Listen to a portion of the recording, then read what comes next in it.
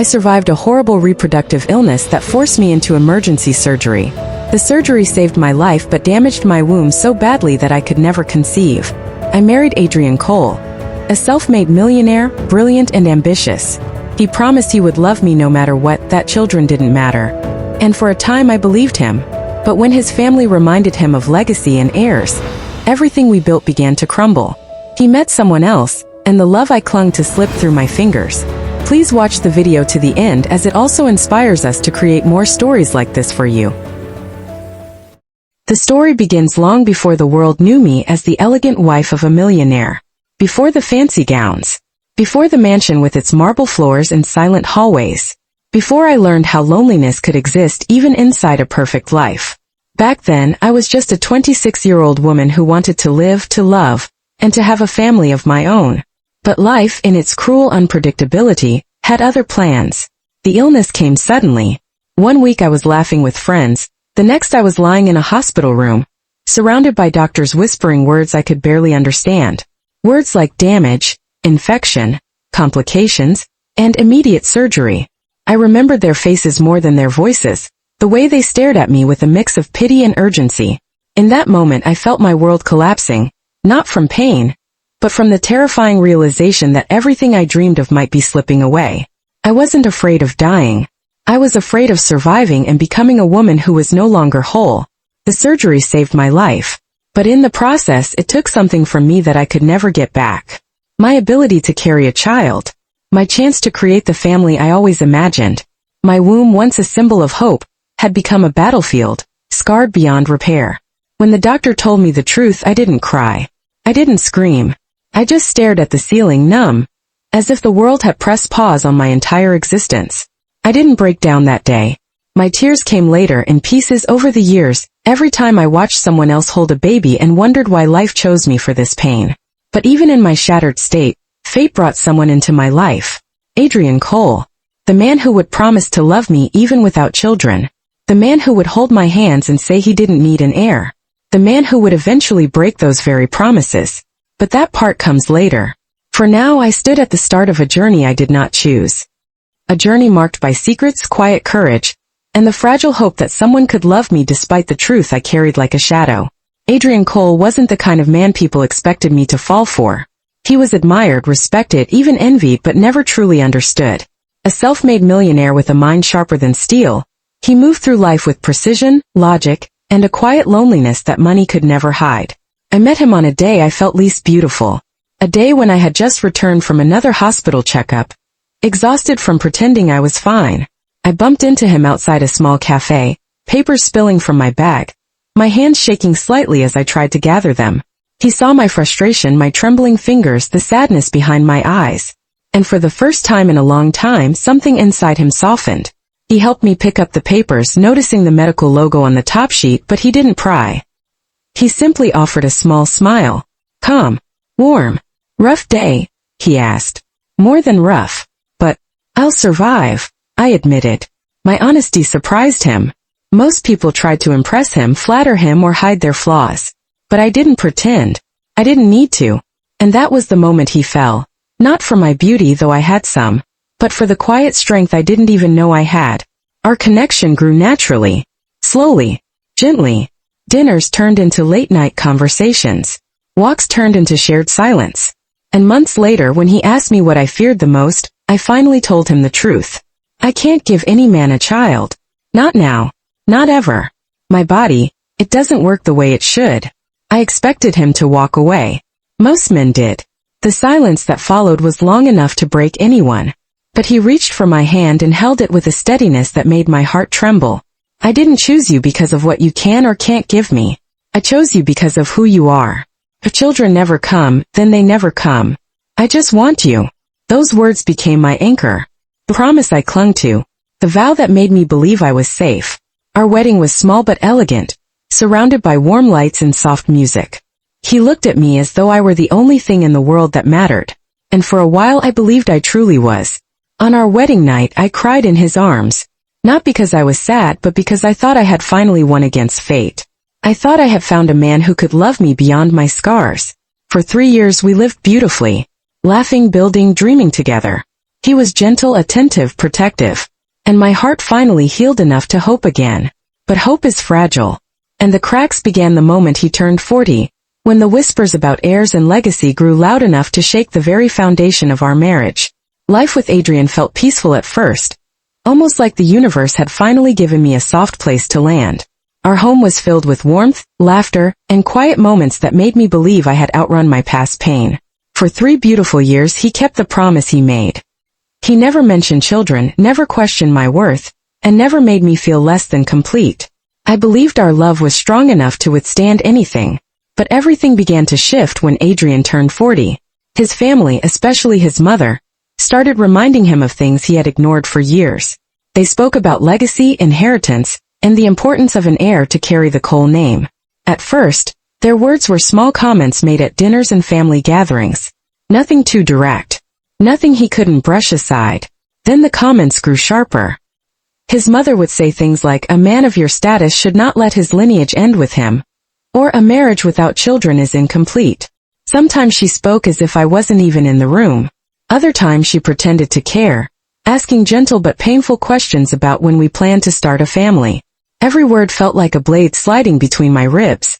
Adrian tried to defend me in the beginning. He told his family that we were happy. He insisted that children were not everything. But the pressure kept building. Every meeting with business partners, every conversation with relatives, every reminder of his age added to the weight he carried. Slowly, subtly, he began to change. He became quieter at home, less present. He spent more hours at work, claiming he needed to focus on expanding the company. Nights that used to be filled with conversation became silent. I felt him slipping away in small pieces, and I didn't know how to stop it. I tried to hold on to him, reminding him of the life we shared, but the shadows in his eyes grew darker. The love that once felt unbreakable was now trembling under a pressure I could not control. And although he never said it out loud, I knew what he was thinking. I knew the question forming in his heart. What if he had married a woman who could give him the one thing I never could? The shift became undeniable the night Adrian attended a charity gala without me.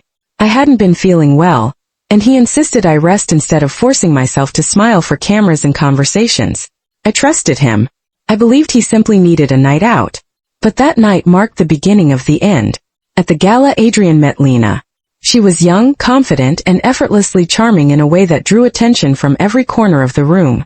She knew exactly who Adrian Cole was before she even approached him.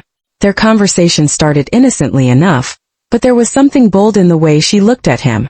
Something that made him feel seen, admired, and understood in a way he hadn't felt in months. Lena laughed at his jokes, complimented his accomplishments, and spoke about family as if it were the center of life. She mentioned how she wanted children someday, how she believed a strong man deserved to build a strong legacy. Her words hit Adrian harder than he expected. Not because he cared for her yet, but because they echoed everything he had been trying to suppress. Over the following weeks, Adrian began spending more time away from home. Business meetings ran late. New projects required his attention. Networking events suddenly became unavoidable. At least that's what he told me. But between those hours, Lena was there, offering comfort, admiration, and the promise of a future he thought he had given up. I sensed everything but said nothing. I noticed the way his eyes no longer softened when he looked at me. I saw the distance in his smile, the hesitation in his touch, the way he flinched when conversations drifted toward family. I tried to reach him, tried to remind him of the life we had built, but my efforts only seemed to widen the gap. Then one evening I overheard a conversation I was never meant to hear. Adrian's mother was speaking in the next room, her voice sharp and full of bitterness. She told Adrian that staying with me was a waste of his youth, that he was sacrificing his bloodline for a woman who could never make him a father. She mentioned Lena by name, praising her, encouraging him, suggesting that maybe God was giving him a second chance. The silence that followed was worse than the words themselves. Adrian didn't defend me. He didn't argue. He didn't even speak. And that silence shattered something inside me that could never be repaired. For the first time I realized I might be losing him. Not because he stopped loving me, but because the world around him convinced him that love was not enough. I stood there quietly, holding my breath, feeling my heart break in the softest, most painful way. I had feared losing a child I could never have. I never imagined I would lose my husband too. The distance between us soon became impossible to ignore. Adrian stopped coming home for dinner. He stopped asking about my day. He stopped holding me the way he used to. Our conversations turned short, cold, and filled with long pauses that felt heavier than any argument we could have had. I tried to pretend everything was normal, but the truth lingered in every silent glance. One night, he came home smelling faintly of perfume that wasn't mine. A soft, sweet scent that clung to his clothes and followed him down the hallway. I didn't ask. I wished I had the courage to confront him, but fear held my tongue in place. Fear of hearing an answer I already knew deep inside. Days later, the truth revealed itself in the cruelest way. His phone buzzed while he was in the shower. I didn't intend to look at it, but when the screen lit up with a message preview, my heart froze. It was Lena, and the words were unmistakable. She thanked him for a wonderful night and said she couldn't stop thinking about him. The message ended with a heart. My chest tightened until I could barely breathe. My world spun, my hands trembled, and I had to sit down because my legs could no longer carry the weight of my body. I didn't need to read more. I didn't need to scroll. The single message was enough to confirm every fear I had tried to silence. When Adrian came out of the shower, I handed him his phone without a word. He looked at me, and in that moment I saw something I had never seen in his eyes before. Guilt mixed with hesitation. He didn't deny it. He didn't lie. He only looked away, unable to meet the woman whose heart he had broken. That night we finally spoke. Not in anger, not in shouting, but in the quiet devastation that often hurts more than rage. He admitted he had feelings he didn't want to have. He said he felt trapped between what he had promised and what his life demanded. He said he never wanted to hurt me, yet his actions did exactly that. I listened, each word cutting deeper than the last. I wanted to scream, to cry, to beg him to remember the love we once shared. But my voice came out calm, steady, almost too controlled for the pain inside me. I reminded him of the vows he made. I reminded him of the night I told him I could never give him a child, and he said it didn't matter. I asked him when that promise stopped being true. He couldn't answer. The silence between us returned, colder than ever. It was the silence of a marriage breaking. The silence of two people standing in the same room but living in two different worlds. And as I lay in bed later that night, staring at the ceiling in the dark, I realized something heartbreaking. I had survived my illness. I had survived the surgery. I had survived losing my ability to become a mother. But I wasn't sure I could survive losing my husband. The weeks that followed were filled with a pain I could not name. Adrian grew distant in a way that felt final, as if each passing day pulled him further out of reach. He no longer tried to hide his late nights or the calls he stepped outside to answer. The house we once built together felt colder, emptier, and painfully quiet. I tried to hold on. I cooked his favorite meals, waited up for him, and hoped he would remember the man he used to be. But every attempt only widened the space between us. He avoided my eyes, avoided my touch, avoided the conversations that truly mattered. It was as if he had already made a decision in his heart, but didn't have the courage to say it aloud. One evening I asked him directly if he still wanted our marriage. He hesitated for so long that the silence became an answer. When he finally spoke, his voice was low and unsure. He said he cared for me but felt our lives were heading in different directions. He used words like future, legacy, and responsibility, words that did nothing but make me feel like a burden he was trying to set down. My chest tightened as he spoke. I wondered how a man who once promised to love me without conditions could now speak as if I were a mistake he needed to correct. I reminded him of the life we shared, the years I stood by him, the love I gave without holding anything back. But he only lowered his head, unable to deny what he felt. The final blow came when his mother visited the house. She didn't hide her satisfaction. She spoke to me with the cold politeness of someone who believed they had already won. She hinted at divorce, at moving forward, at giving Adrian a chance to start fresh. I sat there listening, feeling invisible in my own home. I realized then that I was fighting a battle I could never win. That night, Adrian packed a small bag. He didn't say he was leaving for good, but the look in his eyes told me everything. He said he needed space, needed time to think, needed to clear his mind. But I knew the truth. He wasn't leaving to think. He was leaving to be with someone who could give him the life he now believed he deserved. When the door closed behind him, the silence that followed was heavier than any heartbreak I'd felt before. I stood in the middle of the living room, staring at the empty space where he used to be, and for the first time I allowed myself to break. The tears came uncontrollably, years of pain, fear, and loneliness pouring out of me all at once. I sank to the floor trembling, realizing the painful truth I had tried to avoid. The marriage I fought to save was gone. The man I loved had chosen a future that no longer included me. And the life I had tried to rebuild after my illness was shattering all over again. Days passed without a single message from Adrian. No calls, no explanations, nothing to tell me whether he was safe, happy, angry, or simply done with us. The silence felt like it was swallowing me whole. Every corner of the house reminded me of him, yet everywhere I looked felt painfully empty. I kept hoping he would walk through the door and tell me he made a mistake. I replayed our memories like a movie in my mind, believing that what we built had to be stronger than whatever he was feeling. But deep down I already knew the truth was coming, and it would hurt more than anything I had survived before. One afternoon, unable to carry the weight of uncertainty anymore, I decided to go to his office. I didn't go there to beg. I went because I needed answers my heart could no longer guess. When I entered the building, the receptionist looked at me with eyes that felt like sympathy, and for a moment, I wondered if she already knew what I was about to discover. Before I could speak, I heard his laughter echoing from the hallway. A laughter I hadn't heard in a long time. A laughter that used to belong to me. When I turned, I saw them. Adrian and Lena walking side by side. He gently touched her back as if guiding her, protecting her, cherishing her, just like he once did with me. She held onto his arm with a confidence that could only come from feeling chosen. Their happiness hit me like a wave that stole my breath. I froze, unable to move, unable to breathe, unable to understand how my entire world could stand in front of me and pretend I no longer existed. Adrian saw me and stopped walking. The guilt in his eyes told me everything his silence refused to say. Lena stepped slightly back, confused, unaware of who I was. The air around us tightened until even breathing hurt. I whispered his name, praying he would come to me, praying that something inside him still remembered the woman he once promised forever to. But he didn't move. His shoulders tensed and he stared at the floor, as though looking at me would break him too. With a trembling voice, I asked if what I was seeing was real, if Lena was the woman he had chosen. Tears filled my eyes, but I forced myself to remain calm because pain deserved dignity. After a long pause, he admitted he had fallen in love with her.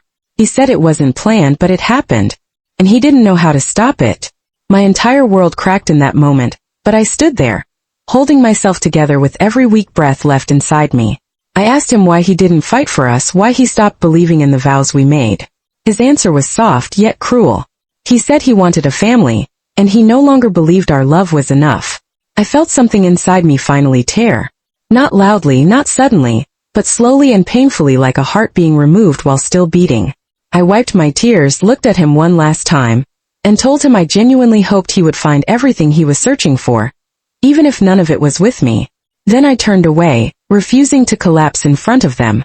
I didn't look back because I knew if I did, I would break into pieces I could never repair. And as I walked out of that building, I finally understood something I had been avoiding from the beginning. I hadn't lost him that day. I had lost him long before. I just wasn't ready to accept it. When I walked back into the house, silence followed me like a shadow I couldn't escape. The moment I locked the door, my knees weakened and I slid down to the floor, unable to hold myself together any longer. My hands covered my face as everything inside me finally erupted. My tears came uncontrollably, heavy and exhausted, as if they carried every unanswered question I had ever buried. I cried for the love I lost, for the future I imagined, and for the version of myself who believed love alone would always be enough. Days turned into a blur. I barely ate. I barely slept. The house that once felt warm now felt like a museum of broken promises. Everywhere reminded me of what used to be ours. The bedroom no longer felt like a place to rest. It felt like a grave where hope had been laid to rest. Nights were the hardest. My thoughts became my enemies. I questioned my worth. I wondered if God had forgotten me. I asked myself if my body had betrayed me, or if I somehow deserved the pain I was facing.